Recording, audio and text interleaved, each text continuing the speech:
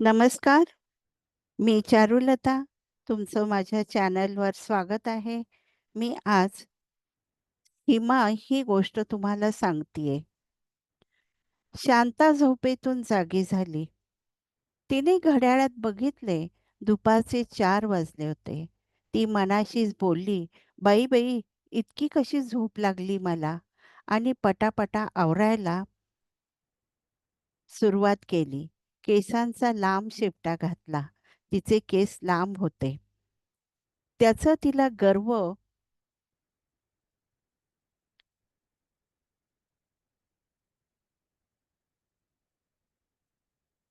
गर्व होता. कपाटातून तिने फिक्की ऑरेंज कलरची साडी काढली. ती नेसून तिने आरशात पाहिलं आणि स्वतःवरच खुश झाली. ती बेडरूममधून बाहेर पडली व किचनकडे गेली. "आई, तुमचा चहा डायनिंग टेबलावर ठेवला," हिमाने शांताला सांगितले. "आई, बिस्किट देऊ?" शांता म्हणाली, "नको." हिमा ही शांताची सून. 8 महिनेच त्यांच्या लग्नाला झाले होते. शांताने गरम चहाचा कप तोंडाला लावला, तर तिच्या कानावर शब्द पडले, "नट्टापट्टा कुठे भटकायला चाललाय?" शांता शांतपणे म्हणाली, "सासूबाई, मी रोजच्यासारखी देवळात चालले." ह्या यमुनाबाई, शांताची सासू. ती गावाकडे असायची, पण मधून इकडे पण यायची. ती अंतःकरणाने मऊ होती, पण जीभ धारदार होती. पण शांता तिच्या नावाप्रमाणेच शांत होती. न ती न चिडता सर्वांना प्रेमाने हँडल करायची. शांताने सासूला विचारले, "तुम्ही येता का देवळात?" यमुनाबाई म्हणाल्या, "नको, तुझ्या त्या साळकाया माळकाया असतील." शांता म्हणाली, "मग काय झाले? असल्यात असल्या तर तुमची ओळख तर होईल आणि त्या तुमच्या बहिणीच आहे." यमुनाबाई म्हणाला, "काय म्हणते? आम्ही एका पोटातून जन्म घेतला का?" शांता म्हणाली, "तसं नाही ओ सासूबाई. आता बघा, आडनाव सारखे असेल तर आपण काय म्हणतो?" यमुनाबाई म्हणाल्या, "आडनाव बंधू." शांता म्हणाली, "बरोबर. आता बघा, तुमचे नाव यमुना आणि त्या दोघींची नावं काय?" यमुनाबाई म्हणाला, "कावेरी आणि गंगा." शांता म्हणाली, "मग झाल्या की नाही तुम्ही तिघी बहिणी?" यमुनाबाई म्हणाला, "खरंच गं, तू सुपीक डोक्याची आहे. मला वाटलं नुसते कांदे बटाटे खातीस." शांताने पायात चप्पल सरकवली. हिमाकडे बघून ती म्हणाली, "चहा फक्कड झाला होता. फ्रेश झाले मी." हिमाला बरं वाटलं तिचं कौतुक ऐकून. हिमा म्हणाली, "आई, रात्री जेवायला काय करू?" शांता म्हणाली, "फोडणीची खिचडी कर, फ्लावरची पचडी कर, ताकाची कढी. सासूबाईंसाठी जेवायच्या वेळेस गरम भाकरी टाकू आणि त्यांनाच विचार त्या कुठली भाजी खाणार त्याप्रमाणे भाजी कर." हेमा म्हणाली, "आई, पण माझ्या भाकरी कडक होतात. मला जमत नाही भाकरी." यमुनाबाई तिथेच होत्या. त्या म्हणाल्या, "मनात असलं ना तर सारं काही जमतं, पण मनात नसलं तर काही जमत नाही." हेमा म्हणाली, "नाही आजी, मी खूप प्रयत्न केला, पण भाकरी चांगली येतच नाही." यमुनाबाई म्हणाल्या, "हो, नाचता येईना अंगण वाकडे." हिमाचा चेहरा हिरमुसला. शांता शांतपणे म्हणाली, "सासूबाई, आजकाल मुलांना शिकलेल्या मुलीशीच लग्न करायचं असतं. मग सर्व स्वयंपाक शिकायला वेळ तरी पाहिजे. मुली कॉलेजमधून नुकत्याच बाहेर पडल्या असतात. आई-वडील त्यांचं लगेच लग्न करून देतात. मग सासूची जबाबदारी असते. त्यांना येत नाही ते शिकवायची. मी शिकवेल तिला." हेमा आपल्या सासूकडे बघते. तिच्या मनात येतं, किती समजूतदार आहे आपली सासू. हेमा म्हणाली, "आई, पण हे खातील ना कढी, खिचडी, नाही तर चिडायचे." शांता म्हणाली, "अगं, हेमंतला कढी, फोडणीची खिचडी, पचडी त्याच्या आवडीचा मेनू. तो खूप खुश होईल." शांता रस्त्याने चालत होती. पण हेमा तिला म्हणाली, "हे चिडणार तर नाही ना?" हे शब्द तिच्या डोक्यात फिरत होते आणि ती मनाशी विचार करू लागली, खरंच, आजकाल हेमंत अबोल झाला. पहिल्यासारखा तो हसून खेळून राहत नाही. हिमावर तर सारखाच चिडचिड करतो. बरं हिमा चुकत असेल असं तर मला वाटत नाही. हेमंत चिडला तरी ती गप्पच असते. त्याला उलट उत्तरही देत नाही आणि असं म्हणतात, नवऱ्याला खुश करायचा मार्ग त्याच्या पोटातूनच असतो. हेमा तर छान स्वयंपाक करते. तिच्या हाताला चव पण आहे. अगदी सुगरण म्हणावी अशी. तिच्या हाताला चव आहे. दिसायलाही सुंदर आहे. मग बिनसलंय कुठे? का ऑफिसमध्ये कामाचा ताण आहे? काही समजत नाही. शांता विचार करतच मंदिरात जाऊन पोहोचली. तिच्या मैत्रिणी आधीच आल्या होत्या. त्या दोघींनी विचारले, "काय गं, आज उशीर झाला?" शांताच्या ह्या दोघी मैत्रिणी कावेरी आणि गंगा यांची मैत्री देवळातलीच. तिघींची छान मैत्री झाली. सुखाच्या, दुःखाच्या त्या गप्पा करत कधी एखाद्या पिक्चरला जात असत. फिरायला, शॉपिंगलाही जात. तिघींना सुना, जावई, नातवंड आलेले. अ अशा ह्या 60 ओलांडलेल्या 3 मैत्रिणी. शांता म्हणाली, "अगं गावाकडून सासूबाई आल्यात आणि हिमाई तशी नवीनच आहे. मग रात्री काय स्वयंपाक करायचा, घरातलं काय संपलं का, हे सर्व पाहावं लागतं." कावेरी म्हणाली, "तू स्वयंपाकाला बाई का नाही लावत? आता बघ, माझ्या सूनबाईने सकाळी फार घाई असते, म्हणून ब्रेकफास्ट व चौघांचे डबे असतात. ह्यासाठी बाई लावली स्वयंपाकाला. रात्री काय फक्त भाजी करायची असते. ती रोज मला सांगून जाते, "मम्मी, ऑफिसवरून आल्यावर भाजी करते मी." पण तो दिवस तर अजून उगवला नाही. शांता म्हणाली, "म्हणजे?" कावेरी म्हणाली, "अगं ऑफिसवरून ती येते दमून. मग ती म्हणते, 'मम्मी फार दमले. मी समोरच्या मावशींकडून भाजी मागवते. उद्या नक्की भाजी बनवते.' जशी काय मीच तिच्या पाठीस लागले, भाजी बनवलीच पाहिजे. मलाही समजते ती दमून येते." गंगा म्हणाली, "माझे तर स्वप्न होतं. माझा नवरा ऑफिसला जाईल. माझी मुलगी पण सर्व्हिसला लागली होती. मुलाचं पण शिक्षण संपत आले होते. तोही सर्व्हिसला लागला असता. पुढे मुलीचं लग्न होईल, मुलाचं लग्न होईल. सर्व घर अबादी-अबाद असेल. अगदी सुखाचे दिवस येतील. पण तसं काही झालंच नाही. मुलाचं शिक्षण पण झालं नाही, मुलीचं लग्नसुद्धा झालं नाही. तर माझ्या नवऱ्याने रिटायरमेंट घेतली.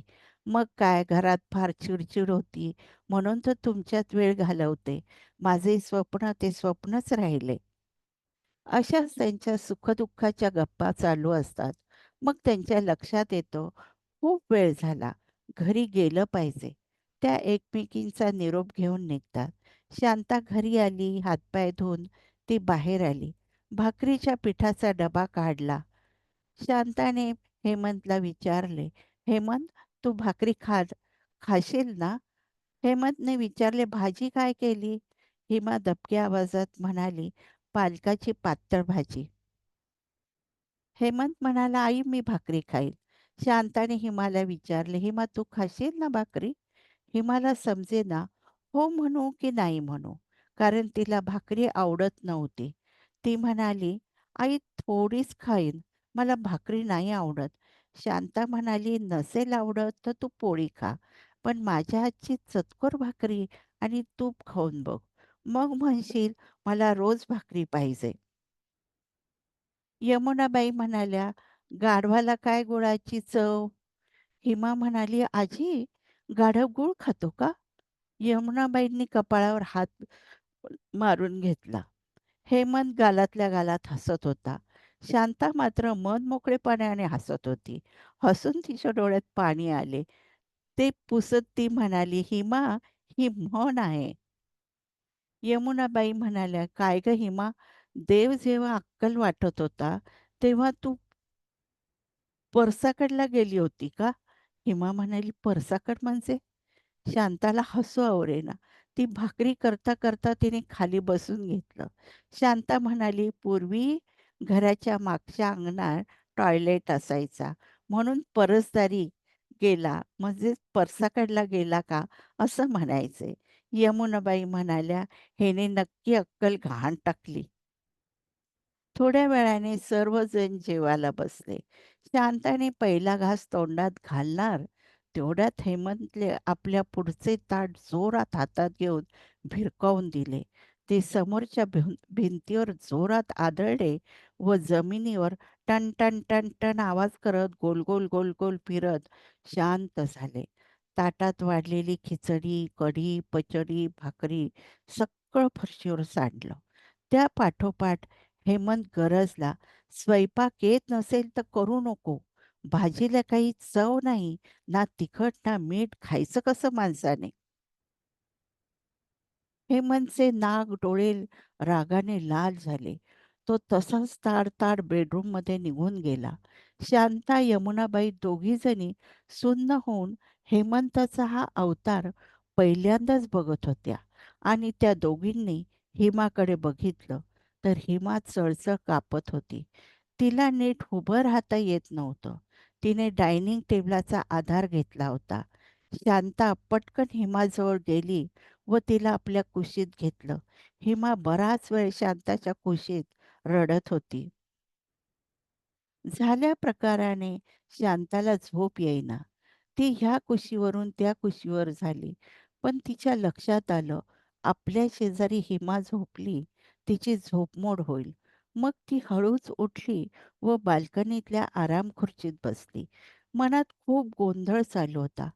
कुठे चालले समजेन, कुठे चुकतंय समजेना. हेमंतची चूक धडधडीत तिला दिसत होती. भाजीला मीठ तिखट कमी झालं तर कोणी ताट फेकतं का? झालं असेल कमी तर वरून टाकून घे. एरवी किती छान स्वयंपाक करते, तेव्हा तोंड भरून कौतुक करतो का? तेव्हा नुसतं मुटू-मुटू खातो. ही काय वागण्याची पद्धत झाली? मला हेमंतची कान उघडणी करावी लागेल. उद्याच बोललं पाहिजे त्याच्याशी. पण कसं बोलणार? हिमा तर घरातच असते. फक्त ती 8:00-8:30ला कॉलनीच्या बाहेरच्या रस्त्यावरच्या कुत्र्यांना बिस्किटं खायला घालायला जाते. 10 मिनिटात परत येते. मग घरी बोलणं होणार नाही. शांताने मनाशी विचार केला व ती झोपायला परत रूममध्ये आली. मनाशी विचार करतच बेडवर पडली. उद्या आता काय होईल? दोघांचे मूड कसे असतील? तिला रात्री झोप आली नाही म्हणून सकाळी उशिरा जाग आली. स्वतःचे सर्व आवरून ती किचनकडे गेली. तिच्या छातीत जरा धडधडतच होते. हेमंत डायनिंग टेबलावर बसून चहा पीत होता. एकीकडे पेपर वाचत होता. हिमाने हेमंतला विचारले, "अहो, तुम्हाला बिस्किट देऊ का?" हेमंत म्हणाला, "नको." आजकाल हेमंत एका वाक्यात उत्तर द्या असा बोलायचा. जसे काही जास्त बोलला तर त्याचे मार्क कापले जातील. हिमाने माझ्यापुढे चहा देत म्हणाली, "आई, हा तुमचा मसाल्याचा चहा." मी हिमा आणि हेमंतकडे पाहिले. दोघांच्या चेहऱ्यावर काल झालेल्या प्रकाराचा मागमूसही नव्हता. हिमा रोजच्यासारखे पटापट काम करत होती. हेमंत मात्र हिमाला दुजोरा देतही नव्हता, पण रागवलाही नव्हता. शांताला त्या दोघांकडे बघून वाटायला लागले, मीच मूर्ख रात्रीची झोपमोड करून विचार करत बसले. दुपारी 5 वाजता शांता बाहेर जायला निघाली. तर यमुनाबाई म्हणाल्या, "हां, दिस गेला हिटी-मिटी अन् चांदण्या रात्री टाळपिटी." शांता थबकली. कारण तिला माहीत होतं, सासूबाई उगाच म्हणी म्हणत नाही. त्यांना काहीतरी म्हणीमधून सांगायचे असते. शांताने सासूबाईकडे बघितलं. यमुनाबाईंनी शांताला नजरेने खुणावले. "बेडरूममध्ये चल." शांता बेडरूममध्ये गेली. यमुनाबाई, "शांता, शांता, अगं शांता, मला सुईदोरा दे," असं म्हणत शांताच्या रूममध्ये गेल्या. यमुनाबाईंकडे बघत शांता म्हणाली, "सासूबाई, काय बोलायचे तुम्हाला?" यमुनाबाई म्हणाल्या, "अगं शांता, ही हिमा दिवसा शांत असते, पण तू देवळात गेली की ही फोनवर बोलत असते." शांता म्हणाली, "तिच्या आईशी बोलत असेल." यमुनाबाई म्हणाला, "एवढं मोठमोठ्याने? आणि रागाने आईशी कोणी बोलतं का?" शांता म्हणाली, "तुम्हाला काय म्हणायचं आहे?" यमुनाबाई म्हणाल्या, "कालच्या प्रसंगावरून आपल्याला वाटतं हेमंतची चूक आहे. पण मी रोज तिचं फोनवरचं बोलणं ऐकते. त्यावरून हेमातच काही दोष वाटतो मला." शांता म्हणाली, "काय बोलते फोनवर?"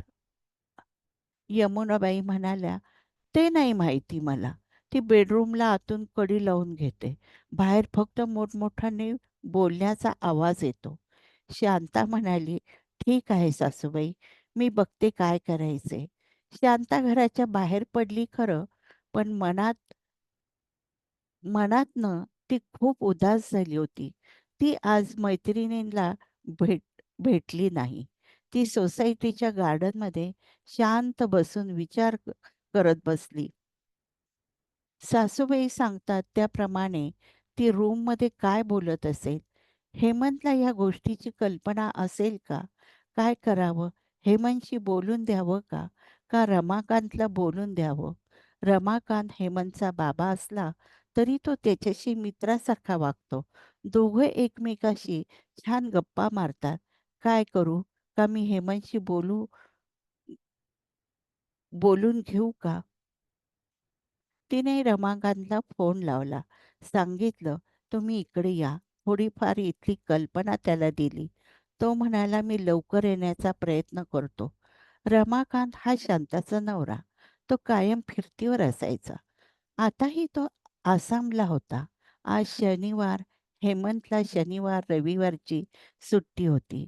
शांता हेमंतला म्हणते, "हेमंत, हिमाला फिरायला घेऊन जा."